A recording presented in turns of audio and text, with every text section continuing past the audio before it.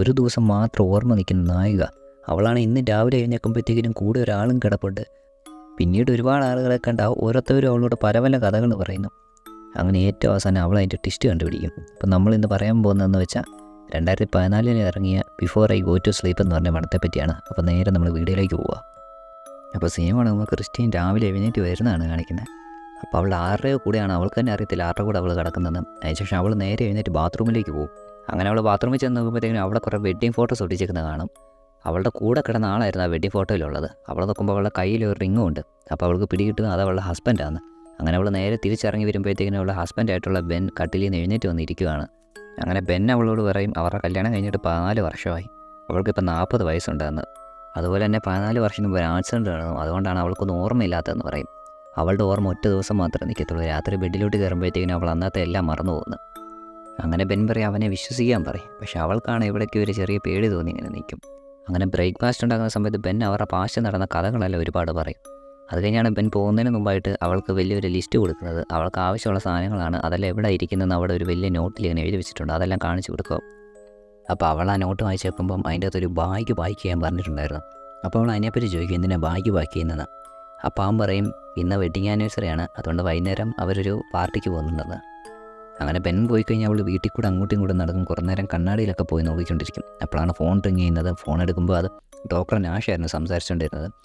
എന്നിട്ട് ഡോക്ടർ പറയും താനാണ് വർഷങ്ങളായിട്ട് അവളെ ചികിത്സിച്ചുകൊണ്ടിരിക്കുന്നത്. അപ്പോൾ ഇവൾ പറയും ബെൻ തന്നോട് ഈ ഡോക്ടറിനെ പറ്റിയൊന്നും പറഞ്ഞില്ലല്ലോ എന്ന് പറയും. അപ്പോൾ ഡോക്ടർ നാഷ് പറയും ബെന്നി ഇതിനെപ്പറ്റി അറിയത്തില്ലെന്നാണ് തോന്നുന്നത്. ഏതായാലും ആ മുറിക്കകത്തൊരു അലമാരിയുണ്ട്, അതിലൊരു ബോട്ട്സ് പോയി നോക്കാൻ പറയും. അങ്ങനെ ഇവൾ അവിടെ ഒരു ബോട്ട്സ് പോയി നോക്കുമ്പോഴാണ് അവിടെ ഒരു ക്യാമറ ഇരിക്കുന്നത്. ആ ക്യാമറയിൽ ഇവൾ തന്നെ ഇവളുടെ മെമ്മറിയെപ്പറ്റി സംസാരിക്കുന്നൊരു വീഡിയോ ഉള്ളതും. അപ്പോൾ ആ വീഡിയോ 2 ആഴ്ച മുമ്പ് എടുത്തതാണ്. അതിൽ പറയുന്നതെന്ന് വെച്ചാൽ അന്ന് ഇവൾ ഇതുപോലെ തന്നെ ഡോക്ടറിൻ്റെ കൂടെ വെളിയിൽ പോയായിരുന്നു. അപ്പോൾ പോകുന്ന വഴിക്കാണ് ഡോക്ടർ പറയുന്നത് അവരുടെ ഈ പ്രൊഫഷണൽ റിലേഷൻഷിപ്പ് ഹസ്ബൻഡ് അറിയാതെയുള്ള റിലേഷൻഷിപ്പാണെന്ന്. ക്രിസ്റ്റീനാണ് ഡോക്ടർ പറയുന്നതെല്ലാം കേട്ട് പേടിച്ച് അതുപോലെ തന്നെ ഒരു കൺഫ്യൂസ് ആയിട്ടുള്ള അവസ്ഥയിലായിരിക്കുന്നത്. അങ്ങനെ ഡോക്ടർ ക്രിസ്റ്റീനുമായിട്ടൊരു പാർക്കിങ്ങിലേക്ക് കയറും. അവിടെ വെച്ച് ഡോക്ടർ അവളെ 6 മാസം മുമ്പ് എങ്ങനെയാണ് കണ്ടെത്തിയെന്നുള്ള കാര്യങ്ങളെപ്പറ്റി പറഞ്ഞു തുടങ്ങും. ഇവനൊരു ന്യൂറോ സൈക്കോളജിസ്റ്റാണ്. അതുപോലെ തന്നെ ഇവൾക്ക് വന്നിരിക്കുന്ന അമ്നേഷ്യ എന്ന് പറഞ്ഞാൽ ഒരുപാട് പേർക്ക് വരാത്തൊരു പ്രത്യേക തരത്തിലുള്ള അമ്നേഷ്യയാണ്. അതുകൊണ്ട് ഇവന് അതിനെപ്പറ്റി ഇപ്പോൾ ഒരുപാട് പഠിക്കാൻ താല്പര്യമുണ്ട്. അതുകൊണ്ടാണ് അവൻ ഇവൾക്ക് വേണ്ടി ഫ്രീ ആയിട്ട് വർക്ക് ചെയ്യുന്നതെന്നും കൂടെ പറയും. അത് കഴിഞ്ഞ് അവർ പാർക്കിംഗ് സ്ഥലത്തുനിന്ന് വെളിയിലേക്ക് നടന്നു തുടങ്ങും. അന്നേരമാണ് ഡോക്ടർ ക്രിസ്റ്റീനോട് പറയുന്നത് അവൾ തലേദിവസം വിളിച്ച് ആരെയാണെന്ന് പോലും പിറ്റേ ദിവസം മറക്കുന്ന ഒരു അവസ്ഥയിലാണ് ഇപ്പം നിൽക്കുന്നതെന്ന് പറയും. പക്ഷേ ക്രിസ്റ്റീൻ എന്തായാലും അവൻ്റെ കൂട്ടത്തിൽ വർക്ക് ചെയ്യാൻ നിൽക്കാമെന്നുള്ള കാര്യത്തിൽ സമ്മതിക്കും. അത് കഴിഞ്ഞ് ക്രിസ്റ്റീൻ ചോദിക്കും ഇങ്ങനൊരു ഡോക്ടറെ കാണുന്ന കാര്യം അവളുടെ ഹസ്ബൻഡിനോട് പറയട്ടെയും ചോദിക്കും. പക്ഷേ ഡോക്ടർ അതിനെ എതിർക്കും. കാരണം ഡോക്ടർ പറയും ഇവൾക്കിപ്പോൾ ഒരു തെറാപ്പിയാണ് നടന്നുകൊണ്ടിരിക്കുന്നത്, അത് വേറെ ആരും അറിയില്ലെന്ന് പറയും. അങ്ങനെ ഡോക്ടർ ഇവളെയും കൊണ്ട് റൂമിലേക്ക് പോകും. അവിടെ ചെന്നിട്ട് ഇവൾക്കൊരു ക്യാമറ കൊടുക്കും. എന്നിട്ട് പറയും ഇന്നൊരു വിഷ്വൽ ഡയറി തന്നെ ഉണ്ടാക്കണമെന്ന്. അന്നന്ന് നടന്ന കാര്യങ്ങൾ ക്യാമറ റെക്കോർഡാക്കി വെക്കണം. അതുപോലെ തന്നെ ക്യാമറ വെക്കേണ്ടത് ഇവൻ പറഞ്ഞ സ്ഥലത്തായിരിക്കണം. പിറ്റേ ദിവസം ഇവൻ വിളിച്ചേക്കാമെന്ന് പറയും. അത് കഴിഞ്ഞ് ഡോക്ടർ പറയും നിനക്കിങ്ങനെ വരാൻ കാരണം 10 വർഷം മുമ്പ് തലയ്ക്ക് ഏറ്റ ഒരു അടിയാണെന്നും തന്നെ അവളെ ആരോ കൊല്ലാൻ നോക്കിയപ്പോഴാണ് ഇങ്ങനെ ഒരു അടിയേറ്റെന്നും പറയും. അപ്പോഴത്തേക്കിന് ഇവളെ ഡൗട്ട് അടിക്കും. കാരണം ബെൻ അവളോട് പറഞ്ഞ കഥ വേറെയാണല്ലോ എന്ന് പറയും. 14 വർഷം മുമ്പ് ഒരു ആക്സിഡൻറ്റ് നടന്നുകൊണ്ടാണെന്ന് പറഞ്ഞതെന്ന് പറയും. അപ്പോഴത്തേക്കിന് ഡോക്ടർ അവൻ്റെ കയ്യിലുള്ള ന്യൂസ് പേപ്പർ എടുത്തൊരു ന്യൂസ് കാണിച്ചു കൊടുക്കും. അത് വ്യക്തമായിട്ട് പറയുന്നുണ്ടായിരുന്നു ഇവളെ ആരോ കൊല്ലാൻ നോക്കിയ കാര്യം. അപ്പോൾ അവൾക്ക് വീണ്ടും ഒരു ഇതിനെപ്പറ്റി കുറച്ച് കൺഫ്യൂഷനുണ്ടാവും. അങ്ങനെ ഡോക്ടർ നാഷ് പറഞ്ഞ പോലെ തന്നെ അവൾ വീട് ചെല്ലും. ഇതേസമയം ബെന്നാണെങ്കിൽ അവൾക്ക് കുടിക്കാൻ വേണ്ടി ചായ ഉണ്ടാക്കുമായിരുന്നു. അപ്പോൾ അവൾ ഇതുപോലെ തന്നെ ബാത്റൂമിൻ്റെ അത് കയറിയിരുന്ന് ആ വീഡിയോ റെക്കോർഡ് ചെയ്തിരുന്ന് നടന്ന കാര്യങ്ങളെപ്പറ്റി എല്ലാം പറയും. അപ്പോഴാണ് ബെൻ വരുന്നത് കേൾക്കുന്നത്. അങ്ങനെ അവൾ അവളുടെ ക്യാമറ ഒളിപ്പിച്ചു വെക്കും. അങ്ങനെ വീണ്ടും പിറ്റേ ദിവസമായി ഇവൾ എഴുന്നേക്കും. ഇവളുടെ ഓർമ്മയെല്ലാം പോയിട്ടുണ്ട്. ഇതേസമയം തന്നെ ബെൻ തൊട്ടടുത്ത് ഉറങ്ങുന്ന പോലെ അഭിനയിച്ച് ഇങ്ങനെ കിടക്കുമായിരുന്നു. അത് കഴിഞ്ഞ് വീണ്ടും ആദ്യം തൊട്ട് റിപ്പീറ്റ് ഇടുന്ന പോലെ തന്നെ നടക്കും. ഇവൻ വീണ്ടും എല്ലാ കാര്യങ്ങളും ഇങ്ങനെ എക്സ്പ്ലെയിൻ ചെയ്ത് അവൾക്ക് പറഞ്ഞു കൊടുക്കും. അവരുടെ വെഡ്ഡിങ് ഫോട്ടോസ് കാണിക്കും, പാസ്റ്റ് പറയും, ഇങ്ങനെല്ലാം പറഞ്ഞുകൊണ്ടിരിക്കും. അപ്പോൾ ഇവളിതെല്ലാം കേട്ട് ഡിപ്രഷനാവും. അത് ഇനി പിന്നീട് കാണിക്കുന്നതെന്ന് വെച്ചാൽ ഇവൾ ആ ഡോക്ടറോടെ കാറിൽ പോകുന്നതാണ്. അപ്പോൾ ഡോക്ടറോടെ പൊയ്ക്കൊണ്ടിരിക്കുമ്പോൾ അവൾ ക്യാമറയിൽ തലേദിവസം പിടിച്ച വീഡിയോ കണ്ടുകൊണ്ടിരിക്കുകയാണ്. അപ്പോൾ ഡോക്ടർ പറയും കണ്ടില്ലേ വീഡിയോ പിടിച്ചുകൊണ്ടല്ലേ അവൻ പറഞ്ഞ കള്ളങ്ങളെല്ലാം മനസ്സിലായെന്ന്. അപ്പോൾ അവളിങ്ങനെ ഡൗട്ട് അടിച്ചിരിക്കും എന്തുകൊണ്ടായിരിക്കും ബെൻ അവളോട് കള്ളങ്ങൾ തന്നെ പറഞ്ഞുകൊണ്ടിരിക്കുന്നത്. അത് കഴിഞ്ഞ് ഡോക്ടർ പറയും ഇനി തൊട്ട് വീട്ടിലെ ഫോണിൽ വിളിച്ച് റിസ്ക് എടുക്കാൻ പറ്റത്തില്ല, വേറെ എന്തെങ്കിലും വഴിയൊക്കെ കണ്ടുപിടിക്കണമെന്ന്. അപ്പോൾ അവൾ പറയും എന്നും ഇങ്ങനെ പേടിച്ചിരിക്കാൻ പറ്റത്തില്ല, ട്രീറ്റ്മെൻറ്റിൻ്റെ കാര്യമൊക്കെ എങ്ങനെ ഉടനെ തന്നെ ശരിയാവുമെന്ന്. പക്ഷേ ഡോക്ടർ പറയും ഇത് റെയർ കേസാണ്, ശരിയാകാൻ ഒരുപാട് താമസം വരും. ഇവൾക്ക് പഴയ മെമ്മറിയിലേക്ക് പോയാലും അതുപോലെ തന്നെ യഥാർത്ഥ മെമ്മറി തന്നെ വരുമെന്ന് ഉറപ്പില്ല, ചിലപ്പോൾ മെമ്മറികൾ തമ്മിൽ മാറിപ്പോകാമെന്ന് പറയും. എന്നാൽ ചിലപ്പോൾ ഇവൾ പണ്ട് പൊയ്ക്കൊണ്ടിരുന്ന ലൊക്കേഷനിലൊക്കെ പോയാൽ ചിലപ്പോൾ ഓർമ്മ വരുമെന്ന് ഓർത്ത് ഡോക്ടർ അവളെയും കൊണ്ട് ഒരു കെയർ ടേക്കറിൻ്റെ അടുത്തേക്ക് പോകും. അവിടെ ചെന്ന് കഴിയുമ്പം അവൻ അവളെയും കൂട്ടിക്കൊണ്ടൊരു സ്ഥലത്തേക്ക് പോകും. ഇവിടെ വെച്ചായിരുന്നു അവൻ അവളെ കണ്ടുപിടിച്ചത്. അതിനുശേഷം കെയർടേക്കർ പറയും അവൻ ആദ്യമായിട്ട് ഇവളെ കാണുമ്പോഴത്തേക്കിനും അവൾ നഗ്നയായിരുന്നു, അതുപോലെ തന്നെ ഒരു ബെഡ്ഷീറ്റിൽ പൊതിഞ്ഞ് ചോരയെ കുളിച്ച അവസ്ഥയിലായിരുന്നു, അവിടെ നിന്നാണ് ഇത് ഹോസ്പിറ്റലിൽ എത്തിച്ചെന്ന്. പക്ഷേ ഇതൊക്കെ പറഞ്ഞിട്ട് അവൾക്കൊന്നും ഓർമ്മ വരുന്നില്ലായിരുന്നു. അങ്ങനെ തിരിച്ച് ഞങ്ങൾ ഡോക്ടറെ കൂടെ കാറിൽ പോകും. അങ്ങനെ പൊയ്ക്കൊണ്ടിരിക്കുമ്പോഴത്തേക്കിനും അവൾ ഡോക്ടറോട് ചോദിക്കും എന്തിനായിരിക്കും അന്ന് അവൾ ആ സ്ഥലത്തേക്ക് പോയതെന്ന്. അപ്പോൾ ഡോക്ടർ പറയും ആ സ്ഥലത്തിന് ചുറ്റുമായിട്ട് ഒരുപാട് ഹോട്ടലുകളുണ്ട്, ചിലപ്പോൾ ഇവൾക്ക് വേറെ ആരുമായിട്ട് ഒരു അഫെയർ കാണുമെന്ന്. കാരണം മെഡിക്കൽ റിപ്പോർട്ടൊക്കെ അങ്ങനെ പറയുന്നുണ്ട്, മരിക്കുന്നതിന് തൊട്ട് മുമ്പ് അവൾക്കൊരു ഇൻ്റർകോഴ്സ് ഉണ്ടായിരുന്നെന്ന്. അപ്പോഴത്തേക്കിനും അവൾ പറയും ചിലപ്പോൾ അവൾ റേപ്പ് ചെയ്യപ്പെട്ടായിരിക്കുമെന്ന്. അപ്പോൾ ഡോക്ടർ പറയില്ല, മെഡിക്കൽ റിപ്പോർട്ടൊക്കെ കാണിക്കുന്നത് അതൊരിക്കലും റേപ്പല്ല, സമ്മതത്തോടു കൂടി തന്നെ ആയിരുന്നെന്ന്. പക്ഷെ അവൾക്ക് വിശ്വസിക്കാൻ പറ്റില്ലായിരുന്നു അവളൊരു വഞ്ചകയാണെന്നുള്ള സത്യം. അങ്ങനെ അന്ന് വീട്ടിൽ ചെന്ന ശേഷം അവൾ വീഡിയോ ക്യാമറ ഓണാക്കിയിട്ട് എങ്ങനെയും അവളുടെ പഴയ ഓർമ്മ അവൾക്ക് കൊണ്ടുവരണം, അതുപോലെ തന്നെ സത്യമൊക്കെ മനസ്സിലാക്കി എടുക്കേണ്ടതുണ്ടെന്നൊക്കെ വീഡിയോ നോക്കി പറയും. പെട്ടെന്നാണ് അവിടെ കുറേ കുട്ടികളുടെ ശബ്ദം കേൾക്കുന്നതും അവൾ ഓടിപ്പോയി വെളിയിൽ നോക്കുന്നതും. പക്ഷേ അവിടെ ഒന്നും ആരില്ലായിരുന്നു, അവൾക്ക് തോന്നിയതായിരുന്നു. അതിനുശേഷമാണ് വൈകുന്നേരം അവൾ ബാത്റൂമിലേക്ക് കയറുമ്പോഴത്തേക്കിനും ബെൻ അങ്ങോട്ട് വരുന്നത്. അവർ തമ്മിൽ കിസ്സടിച്ച് കുറേ നേരം റൊമാൻറ്റിക് ആവും. പെട്ടെന്നാണ് അവൾക്ക് മുഖത്ത് പാടുള്ള ആരോ അവളെ കിസ്സടിക്കുന്നതായിട്ടുള്ള ഓർമ്മകൾ പെട്ടെന്ന് വരുന്നത്. അതിനുശേഷം അവരെന്നെ കിടക്കാൻ പോകും. അവൾ പതിയെ ഉറക്കത്തിലേക്ക് കിടക്കാൻ തുടങ്ങുമ്പോഴാണ് പെട്ടെന്ന് അവൾക്ക് വീണ്ടും അന്നത്തെ ദിവസം ഓർമ്മ വരുന്നത്. ആരോ അവളെ കൊല്ലാൻ വരുന്നതായിട്ടും അവൾ എഴഞ്ഞു പോകുന്നതായിട്ടുള്ള ഓർമ്മകൾ വരും. അതുപോലെ തന്നെ ഒരു ഹോട്ടൽ റൂം ഓർമ്മ വരും. അങ്ങനെ പിറ്റേ ദിവസം അവളത് ഡോക്ടറോട് പറയും. ഡോക്ടർ ഉടനെ തന്നെ അവളെ MRIയിലേക്ക് കയറ്റും. അതിനുശേഷം അവളുടെ ഓർമ്മകൾ വരുത്താൻ വേണ്ടി ഒരുപാട് പിക്ചറുകൾ കാണിക്കും. അത് കാണിക്കുമ്പോൾ എന്തെങ്കിലും ഇവൾക്ക് ഓർമ്മ വരുന്നുണ്ടോ ചെക്ക് ചെയ്യും. പക്ഷേ അവൾക്കൊന്നും ഓർമ്മ വരുന്നില്ലെന്ന് തന്നെയല്ല, പെട്ടെന്ന് അത് കാണുമ്പോഴത്തേക്കിനും അവൾ ഭയങ്കരമായിട്ട് പാനിക്കാവുകയും അവിടെ ഉള്ളൊരു പാനിക് ബട്ടനെ ഞെക്കുകയും ചെയ്യും. അപ്പോൾ വെളിയിൽ വന്ന ശേഷം അവൾ ഡോക്ടറോട് സംസാരിക്കും. അപ്പോൾ ഡോക്ടർ പറയും ഇവളെ കാണിച്ച ഫോട്ടോസ് പകുതിയും വെറും റാൻഡം ആയിട്ടുള്ള ഫോട്ടോസും, പക്ഷേ ചിലത് അവളുടെ ഫയലിൽ നിന്ന് കിട്ടിയതാണെന്നും പറയും. അങ്ങനെ ഡോക്ടർ ഫയലിൽ നിന്ന് കിട്ടിയതാണെന്ന് പറഞ്ഞ ഒരു പെണ്ണിൻ്റെ ഫോട്ടോ കാണിച്ചു കിടക്കും. പെട്ടെന്ന് അവളുടെ മുഖത്തൊരു സഡൻ റിയാക്ഷൻ വരും. പക്ഷേ അവൾ പറയും അവൾക്കൊന്നും ഓർമ്മ വരുന്നില്ലെന്ന് പറയും. എന്നിട്ട് അവൾ ആ ഫോട്ടോ ചെക്ക് ചെയ്യുമ്പോഴത്തേക്കും ആ ഫോട്ടോയുടെ പറയും ക്ലാര എന്ന് എഴുതിയിട്ടുണ്ട്. അങ്ങനെ അന്ന് വൈകുന്നേരം ബെന്നുമായിട്ട് കഴിച്ചുകൊണ്ടിരിക്കുന്ന സമയത്ത് അവൾ ബെന്നിനോട് ക്ലാരയെ പറ്റി ചോദിക്കും. അപ്പോഴത്തേക്കിനും അവൻ പറയും അറിയില്ല, അങ്ങനെ ഒരു പേര് കേട്ടിട്ടേ ഇല്ലെന്ന് പറയും. അതെന്താ ഇപ്പോൾ ചോദിക്കാൻ കാരണം ചോദിക്കുമ്പോഴത്തേക്കിനും അവൾ പറയും അവൾക്ക് പെട്ടെന്ന് എന്തൊക്കെ മെമ്മറീസ് വന്നെന്ന്. ഉടനെ ബെന്നി ഇവൾക്ക് വന്ന മെമ്മറീസിനെ പറ്റി അന്വേഷിക്കാൻ തുടങ്ങും. അപ്പോഴത്തേക്കിനും ഇവളെ പിക്കി കണ്ട ആ ഒരു മെമ്മറി വെച്ച് അവൾ പറയും ഒരു പെണ്ണിങ്ങനെ ബിയറുമായിട്ട് ഇരിക്കുന്നതെന്ന് പറയും. അപ്പോഴത്തേക്കും ബെൻ പറയും ഇവൾക്ക് ശരിക്കും ക്ലാര എന്ന് പറഞ്ഞൊരു ഫ്രണ്ട് ഉണ്ടായിരുന്നു, കുറേ വർഷങ്ങൾക്ക് മുമ്പ് ഇവളെ ഇട്ടിട്ട് വേറൊരു വഴിക്ക് പോയതാണെന്ന് പറയും. അപ്പോൾ ക്രിസ്റ്റീനെ ചോദിക്കും ഇതെന്തുകൊണ്ടാണ് പറയാതിരുന്നത്. അപ്പോൾ ബെൻ പറയും ഇതൊന്നും പറയേണ്ട ആവശ്യമുണ്ടെന്ന് തോന്നിയിട്ടില്ലെന്ന്. അപ്പോഴത്തേക്കിനും ഇവൾ തിരിച്ച് ചൂടാവും, പക്ഷേ ഇതൊക്കെ പറയേണ്ട കാര്യം ഉണ്ടല്ലോ എന്ന്. ഉടനെ ബെൻ അകത്തോട്ട് പോയിട്ട് അവിടെ നിന്നൊരു പെട്ടി എടുത്തുകൊണ്ട് വന്ന് ഇവളും അതേപോലെ തന്നെ ക്ലാരയും കൂടെ നിൽക്കുന്ന കുറേ ഫോട്ടോസ് കാണിക്കും. അപ്പോഴത്തേക്കിനും ഇവൾ ചോദിക്കും ഇതുപോലും പറയാത്ത ബെന്നിനെ എങ്ങനെ ഇവളെ ട്രസ്റ്റ് ചെയ്യണമെന്ന്. അപ്പോഴത്തേക്കിനും ബെൻ പറയും ഇവൾ വീണ്ടും ഈ ഫ്രണ്ട്സിന് പുറകെ പോയി കഴിഞ്ഞാൽ ഇവളുടെ ഈ അവസ്ഥ ഫ്രണ്ട്സിന് മനസ്സിലാക്കാൻ പറ്റുമോ എന്നുള്ളൊരു കൺഫ്യൂഷനായിരുന്നു, അതുകൊണ്ടാണ് ഇവരൊന്നും പറയാതിരുന്നതെന്ന്. അങ്ങനെ അതെല്ലാം കഴിഞ്ഞ് ക്രിസ്റ്റീനാണെങ്കിൽ ബാത്റൂമിലേക്ക് പോയിട്ട് പുതിയ വീഡിയോ റെക്കോർഡ് ചെയ്യും. എന്നിട്ട് പറയും ക്ലാരയെ പറ്റിയുള്ളതെല്ലാം ബെൻ മറച്ചു വെച്ചു, അതുകൊണ്ട് ബെന്നിനെ അങ്ങനെ വിശ്വസിക്കാൻ പറ്റത്തില്ലെന്ന്. അങ്ങനെ ഇതെല്ലാം കഴിഞ്ഞ് പിറ്റേ ദിവസമായി. അന്നേരമാണ് ബെൻ രാവിലെ പല്ല് തേക്കാൻ നേരത്ത് പുറകെ ക്ലാരയുടെ ഫോട്ടോ അവൾ ഒട്ടിച്ച് വെച്ചേക്കുന്നത് കാണുന്നത്. ഉടനെ ബെൻ അതെല്ലാം പറിച്ച് കളഞ്ഞിട്ട് പോകും. പിന്നീട് അന്നത്തെ പോലെ തന്നെ ക്രിസ്റ്റീൻ എന്നിട്ട് കഴിയുമ്പോഴത്തേക്കും ഡോക്ടർ വിളിക്കും, അവളോട് ഈ കാര്യങ്ങളെല്ലാം പറയും, വീഡിയോ ടേപ്പിൻ്റെ കാര്യം പറയും. അപ്പോൾ ക്രിസ്റ്റീൻ പോയി വീഡിയോ ടേപ്പ് എടുത്ത് നോക്കുമ്പോഴാണ് തലേദിവസത്തെ റെക്കോർഡിങ് കാണുന്നത്. അപ്പോൾ അത് ബെന്നിനെ വിശ്വസിക്കില്ലെന്ന് പറയുന്നുണ്ട്. അതുപോലെ തന്നെ അവൾ പെട്ടെന്ന് സൂം ചെയ്യുമ്പോഴാണ് ആ ഭിത്തിയിലായിട്ട് ക്ലാരയുടെ ഫോട്ടോ ഒടിച്ചേക്കുന്നത് കാണുന്നതും. അവളിപ്പോൾ നോക്കുമ്പോഴത്തേക്കും ആ ഫോട്ടോ അവിടെ ഇല്ല. അപ്പോൾ തന്നെ അവൾക്ക് ഏറെക്കുറെ കാര്യങ്ങൾ പിടികിട്ടും. എന്നിട്ട് ദേഷ്യം വന്ന അവളാണെങ്കിൽ അവിടെ പോയി ബെൻ്റെ പെട്ടിയും അതും ഇതെല്ലാം എടുത്ത് നോക്കും. അപ്പോഴാണ് ഒരു പെട്ടി കാണുന്നതും അതിൻ്റെ അകത്ത് ക്ലാരയുടെ കുറേ ഫോട്ടോ കാണുന്നത്. പെട്ടെന്ന് ആ ഫോട്ടോ എല്ലാം ഓടിച്ചു പോകുമ്പോഴാണ് ഇവൾക്ക് പെട്ടെന്ന് ഇവളും ക്ലാരയും കൂടി ഇരുന്നിട്ട് ഇവൾ ക്ലാരയോട് പ്രഗ്നൻ്റ് ആണെന്ന് പറയുന്ന ഒരു മെമ്മറി ഓർമ്മ വരുന്നത്. പെട്ടെന്നുള്ള ധൃതിയിൽ അവിടെയുള്ള അത്രയും ഫയൽസ് ചെക്ക് ചെയ്യും, എന്തെങ്കിലും ഒരു മകൻ്റെ ഫോട്ടോയോ എന്തെങ്കിലും പിള്ളേരുടെ ഫോട്ടോയോ ഉണ്ടോ എന്നറിയാൻ വേണ്ടി. അപ്പോൾ ഇവൾ അവിടെ എല്ലാം തിരഞ്ഞിട്ടൊന്നും കാണത്തില്ല.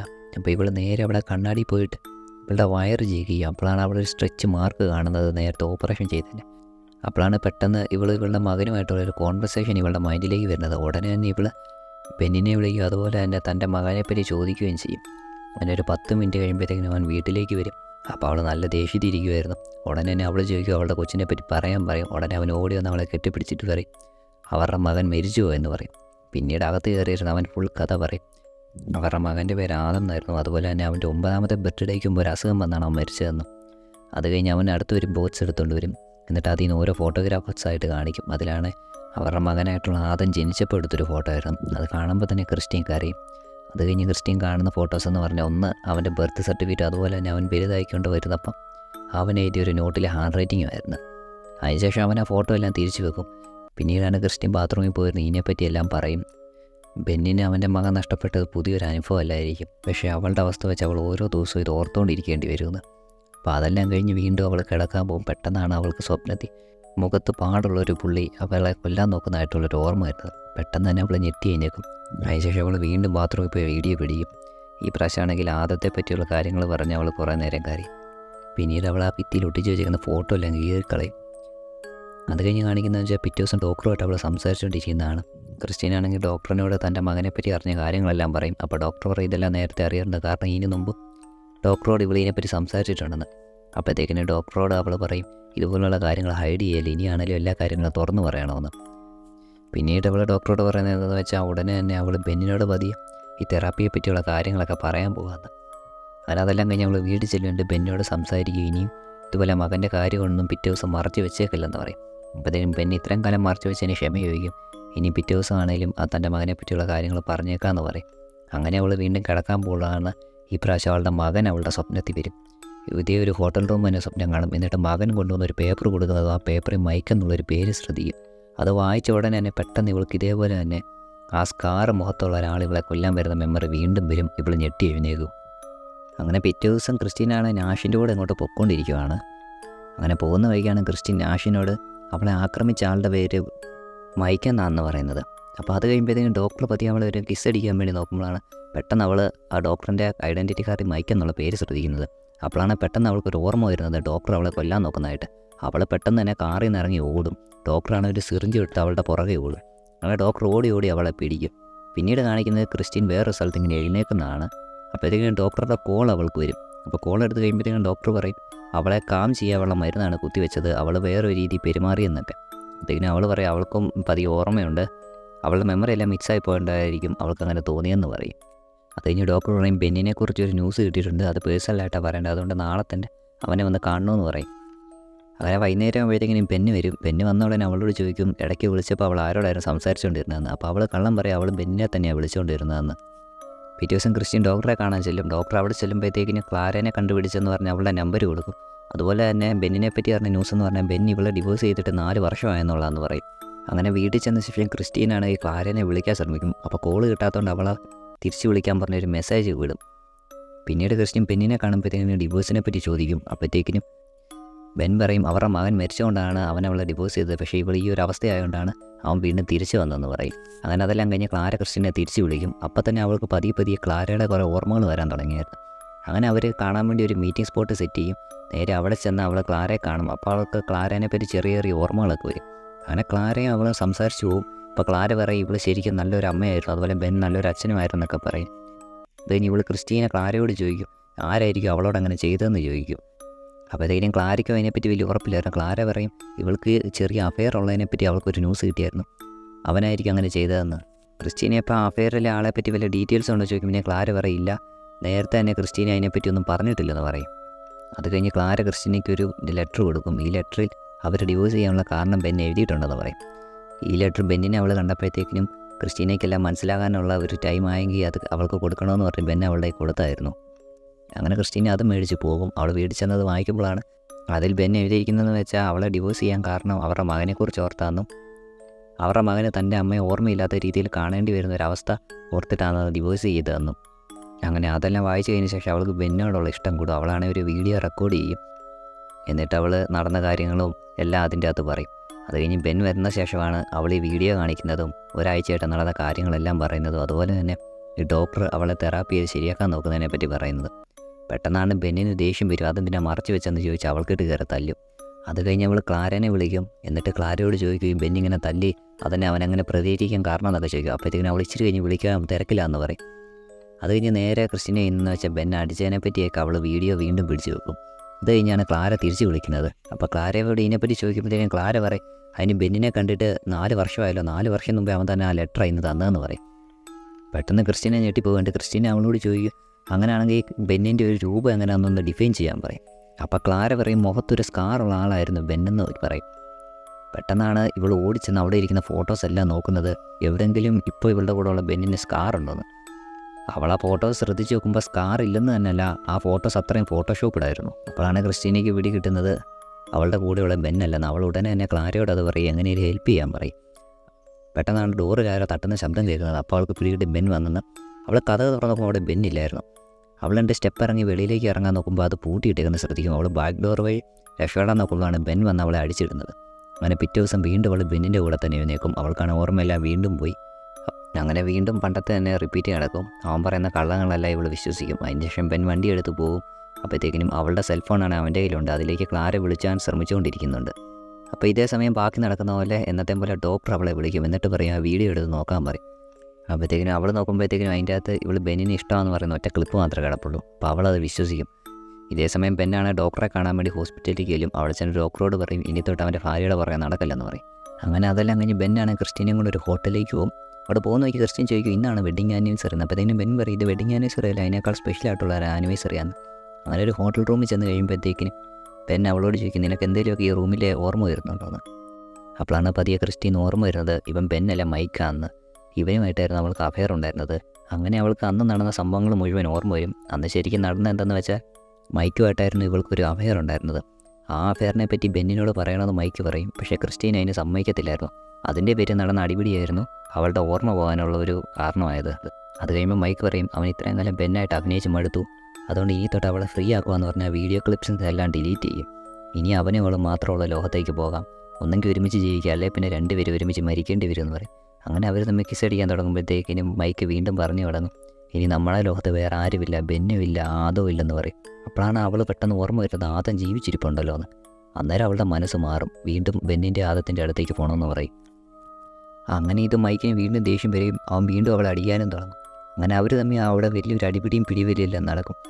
അങ്ങനെ കുറേ നേരത്തെ സ്ട്രഗിളിന് ശേഷം അവൾ ഒരു വിധത്തിൽ അവിടെ നിന്ന് ഇറങ്ങി ഓടിച്ചെന്ന് ഫയർ അലാറം ആക്ടിവേറ്റ് ആക്കും. അങ്ങനെ ഹോട്ടലിന് ചുറ്റും പോലീസും ആംബുലൻസും വന്ന് നിറയും.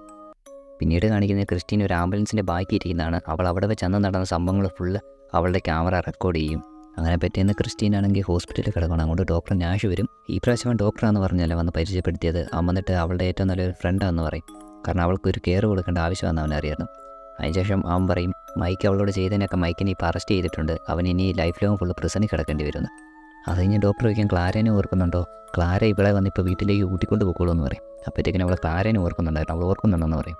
അപ്പോൾ ഡോക്ടർ പറയും നിനക്ക് 2 സർപ്രൈസ് ആയിട്ടുള്ള വിസിറ്റേഴ്സ് വന്നിട്ടുണ്ടെന്ന് പറയും.